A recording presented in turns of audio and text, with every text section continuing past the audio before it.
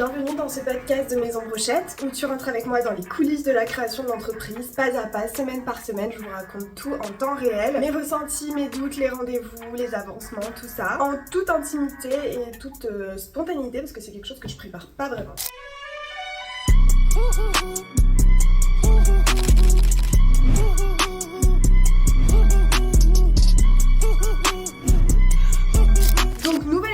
Grosse étape pour nous, c'était la rencontre avec le gérant. Donc on est 3, PH et moi 2 associés. On crée l'idée, on apporte chacun de nos aides dans nos domaines, mais on est ni l'un ni l'autre dans le domaine de la food. Du coup on avait besoin d'un gérant opérationnel qui a toute l'expérience qu'il faut, etc. Hyper difficile de trouver des profils de gérants. Ils sont tous pris, ils publient pas leur nom dans des sites, il n'y a pas de LinkedIn, c'est un peu du bouche à oreille. Quand t'es pas dans le milieu, je te raconte pas la galère. On l'a trouvé au hasard, suite à moi qui était désespérée, qui a fait un rendez-vous marketing un peu au pied pour avoir un 3e rendez-vous pour compléter les 2 autres parce qu'il faut toujours avoir 3 devis. J'ai rencontré un gars exceptionnel qui d'ailleurs je pense va nous suivre dans le projet, il s'appelle Shay, une agence de pub à Paris. Mon seul moyen de trouver un gérant c'était de caler à chaque interlocuteur à qui je parlais dans mon boulot, dans ma vie, au resto, n'importe où, que je cherche un gérant pour un projet et tout, avec tel profil. Et en fait je pense au bout de 40 fois que je l'ai fait, le hasard fait que le mec connaît quelqu'un. Frédéric qui habite à Berlin, son implication sera en 2 phases. Une première avant ouverture pour nous aider à faire le projet, on s'est rendu compte en parlant avec lui, créer vraiment le concept et tout, et une phase après ouverture où il serait le gérant opérationnel et il travaillerait en tant que salarié au quotidien chez Maison Brochette. Ça c'est ok. On a eu des rendez-vous et il a fallu à un moment nous envoyer une offre, une proposition chiffrée pour des honoraires à lui payer pour qu'on puisse rentrer dans cette phase de avant ouverture, de mise en place du projet, du concept et du business plan, de tout ce qui va avec. Qui nous a fait une proposition. J'ai vu la proposition, j'ai paniqué. C'était très immédiat, le paiement très immédiat, le montant 4 chiffres, mais pas forcément au début du range des 4 chiffres. Moi j'ai paniqué, je me suis dit ça va pas se faire et tout. On en parle avec PH le soir même, on se dit mais non, c'est cool.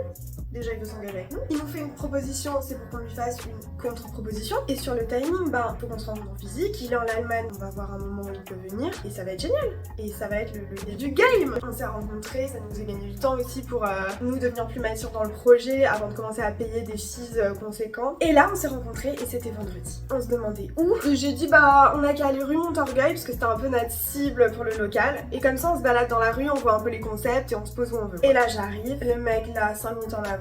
Je dis on va faire un vrai allemand sur le groupe. C'est marré. Moi j'arrive pile à l'heure parce que je suis pile à l'heure tout le temps. Et PH n'est pas là. Qu'est-ce qu'il faut? Donc je meuble, je rencontre Frédéric, je le loge chez moi en plus en mode comme si je faisais un Airbnb. Ça met aussi le contexte de voilà, quand tu viens à Paris, pour l'instant t'habites pas là mais t'es pas en galère, on est là quoi. Donc on parle 10 minutes, 20 minutes.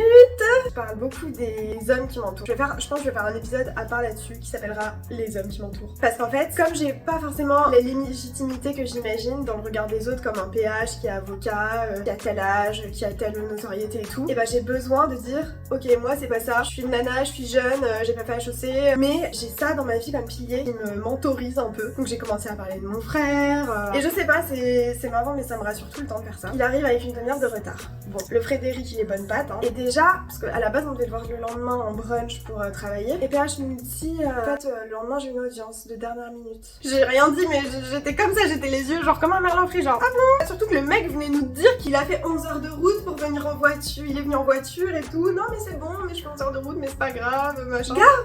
Et c'est surtout que ça faisait écho à moi, ma principale peur dans le truc, c'est que PH il est pas beaucoup présent. En fait il est là, il a 5 projets, il produit un film, une série, il écrit un livre, il a son boulot, il a 500 projets. Il est pas à 100% tu vois, enfin si, mais à sa façon. Et moi c'est le à sa façon qu'en fait j'essayais de masquer devant le gérant pour pas qu'il se dise putain en fait il est là juste pour mettre son nom dans le truc et que j'ai confiance, mais en fait je vais me retrouver toute seule et voilà. Et ça me faisait flipper et j'avais l'impression que dès le début on voyait que ça allait se passer comme ça. C'était un peu ma principale source de doute à moi et pour le... Donc on se pose, on boit un verre. Alors que je pensais qu'en fait on allait parler business dès le début, je pense qu'on a passé 2h30 à ne pas parler business, à parler que nous, la vie, poser plein de questions un peu le métier de PH parce qu'il kiffe les pénalistes. Et bref, ça permettait d'évoquer plein de trucs qui en fait étaient aussi en lien avec l'entrepreneuriat et qui construisaient aussi un petit peu l'argumentaire de pourquoi on voulait faire ça. Et donc 2h30 comme ça, je pense que j'ai eu une leçon de rhétorique qui valait 50 cours de l'école de commerce. Le but en gros de la conversation, c'était de lui proposer de changer le montant initial du paiement par mois en honoraire, un paiement vraiment conséquent. C'était difficile à assumer pour nous en partant avec une balle dans le pied financière incroyable dès le début, mais vraiment c'est ouvert. Donc c'était ça, et c'était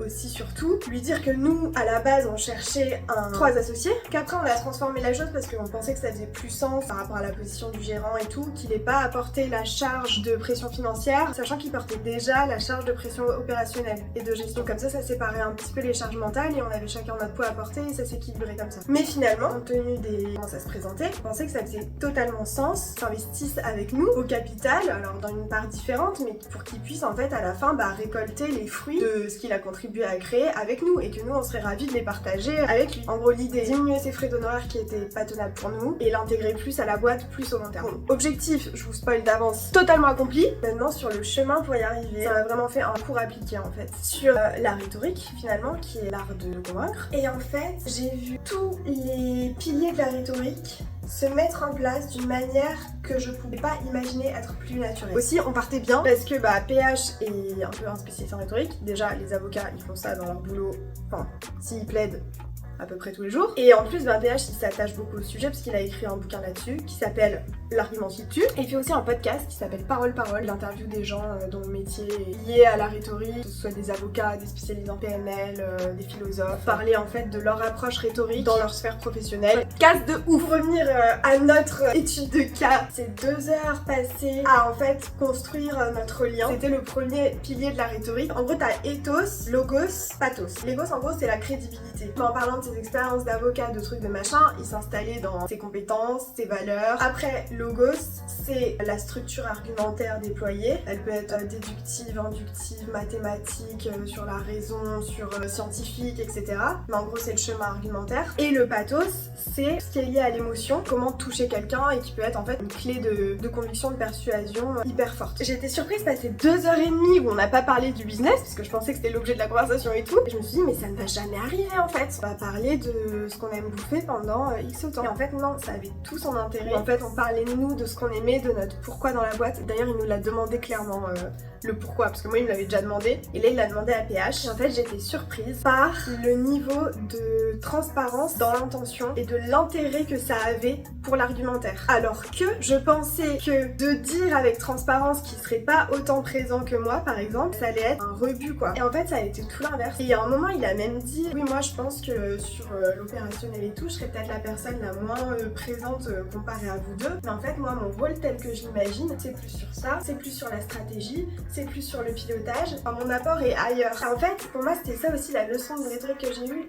c'est verbaliser les choses, même si elles paraissent évidentes. C'est tellement dur et ça a tellement pris son importance, même pour moi, pour repositionner les choses, donner les rôles à chacun, etc., que je trouvais que c'est le truc qui avait le plus de valeur en fait dans le discours. Et après, sur la forme, la simplicité, les phrases courtes. D'ailleurs, il y a un dicton que j'aime trop, je sais plus de qui il est. J'ai pas eu le temps de faire court, donc j'ai été obligée de faire long. Là, j'ai vu toute la difficulté de la simplicité et je trouvais que ça avait tout son poids dans la conviction et la transparence du discours. Donc c'était beaucoup en fait aller droit au but, créer des intérêts convergents où chacun ait sa place et sa valeur, ses compétences et ses intérêts dans le projet. Tout le monde soit bénéficiaire de notre cohésion et pas que nous deux et pas lui au niveau financier, etc. Et c'était surtout de passer un bon moment en fait. Parce que dans l'éthos, la crédibilité, on a envie d'écouter quelqu'un, parce que le début de la rhétorique et de l'éloquence, c'est l'interlocuteur a envie de nous écouter.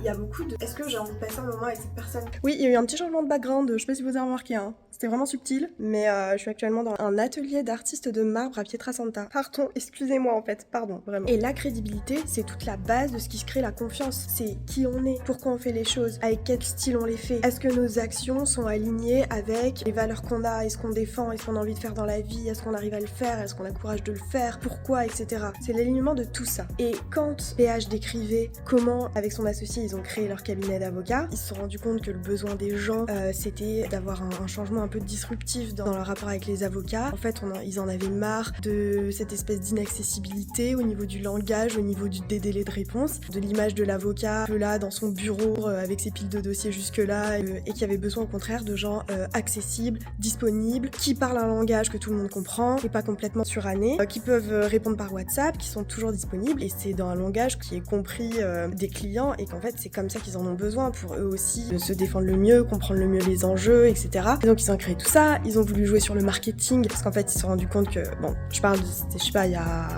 y a 50 ans, hein, mais c'était il y a 10 ans. Mais à ce moment-là, le marketing de l'avocat, ça existait pas trop. C'est juste la vieille image du mec dans son bureau. Mais là, du coup, ils ont voulu faire un truc. Alors c'est important de passer à la télé, d'avoir une image un peu sexy, un peu réactif, dynamique, jeune, etc. Et de devenir surtout très accessible. Donc il racontait tout ça. Et en fait, quand on raconte ça, on comprend juste pourquoi il fait les choses et comment il les fait. Et que c'est aussi fun et que c'est dans le sens des gens et de lui-même parce qu'il prend un kiff aussi, lui, à dispo pour des gens, des urgences pas possibles. Donc ces 45 minutes, en fait, ça servait pas du tout à rien. C'était pour construire toutes ces bases et à partir de ces bases-là, de confiance, de crédibilité, de ressentir vraiment la personne, ça c'est la base. À partir de cette base, on peut lancer n'importe quel business en fait. Et surtout, notre oreille est ouverte au discours qu'on va entendre. Et juste pour finir sur l'éthos, ce qu'il explique super bien dans son livre aussi, c'est le fait de croire en son message. Enfin, en gros, il va dire on va jamais être plus convaincant que quand on croit au fond de nous en l'idée qu'on défend ou l'opinion qu'on défend, etc. Et c'est pas juste se convaincre de trucs débiles et les prôner à tout va avec une conviction et un appui dans la voix, c'est pas ça. C'est un peu avoir fait ce chemin en soi où en fait on acquiert par l'expérience et puis par les théories et puis qu'on expérimente dans la vie et du coup ça crée une forme d'expérimentation qui nous rapproche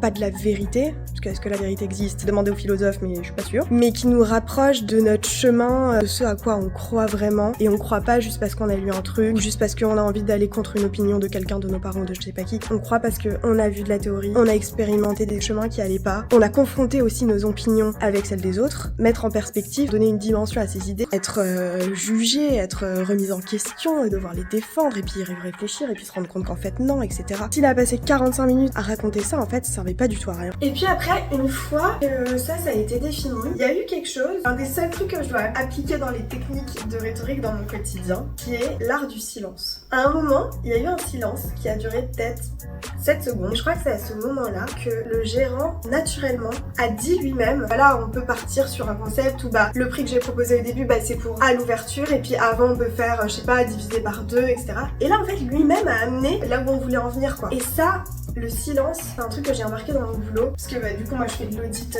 dans une banque, il y a beaucoup d'interviews où on pose des questions, et j'ai remarqué que à chaque fois, un des seuls trucs pertinents que j'obtenais, au-delà de mes questions, c'est quand après une question, j'avais une réponse, je sais pas, en 2 phrases, et là, tu laisses un silence de genre 7 secondes. 7 secondes c'est court, mais 7 secondes c'est hyper long, parce que le silence, il y a 90% des gens qui sont hyper mal à l'aise avec ça. Et du coup ils vont dire des choses qu'ils voulaient pas forcément nous dire à la base. Là je l'ai vu appliquer et ça a été un peu la de déverrou pour arriver à la conclusion en fait qu'on espérait, quoi. Et là je me suis dit putain mais c'est vraiment pour ça que je veux faire ça. C'est pour apprendre. Enfin moi j'ai un truc avec l'apprentissage déjà. J'ai dû faire mon deuil en quittant l'école, de renoncer au fait de passer ces journées à apprendre des trucs. Ça a été dur de faire ce deuil là, même si dans mon boulot j'apprends encore plein de trucs, mais voilà. Et j'ai vraiment ce truc où j'ai l'impression que je vieillirai pas, tant que j'apprends, c'est comme si je vieillissais pas. Et je crois que c'est la raison principale, alors parmi d'autres, du pourquoi j'ai envie de me lancer dans cette aventure de brochette qui n'a absolument rien à voir avec une aspiration que j'avais ou quoi. C'est juste que je me retrouve encerclée dans le concret en plus de gens qui peuvent m'apprendre énormément de choses et d'être confrontée à ma difficulté mais avec des supports qui peuvent autant m'apporter, mais je me dis qu'en fait je vais apprendre des milliers de choses. En fait je me rends compte de la chance que j'ai d'être entourée de personnes comme ça. C'est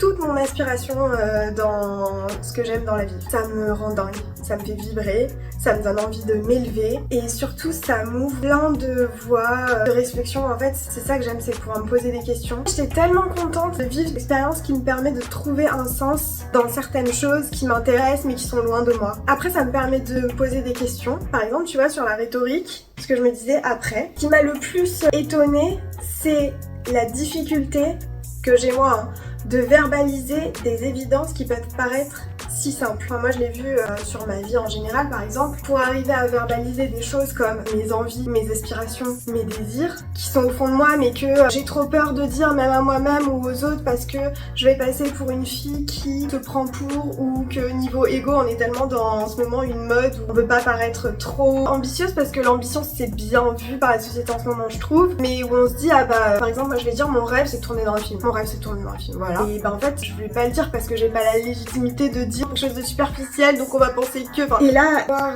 la verbalisation si simple des choses, ça m'a trop plu de voir ça. Et surtout, ça me fait me poser des questions après. Tu vois, par exemple, sur la rhétorique, moi je pensais que c'était pas moral ou immoral par exemple. Parce que la rhétorique c'est un outil, donc un outil c'est amoral en gros. C'est juste un outil. Et en fait, quand j'y pense là, je me dis que c'est pas forcément amoral parce qu'en fait, pour moi par exemple, la rhétorique c'est très lié à la dialectique. La dialectique et la rhétorique, enfin je sais pas à quel point c'est corrélé, mais il y a quelque chose qui va vers le chemin de la connaissance, soit seul ou soit en confrontant ses idées avec les autres, soit en dialoguant ou soit tout ce que tu veux. Et du coup, dans ce chemin vers la connaissance, enfin pour moi la connaissance c'est pas l'inverse de l'ignorance. L'inverse de la connaissance, c'est les certitudes. Et en fait, le fait de mettre ses pensées à toutes les confrontations qu'on pourrait trouver, c'est un peu trouver vers ce chemin vers, pas la vérité, mais une pensée plus construite, plus éclairée, plus réfléchie. Et du coup, je pense, là, ce chemin, ça peut quand même mener à une certaine moralité parce que ça t'éloigne des chemins ou des intuitions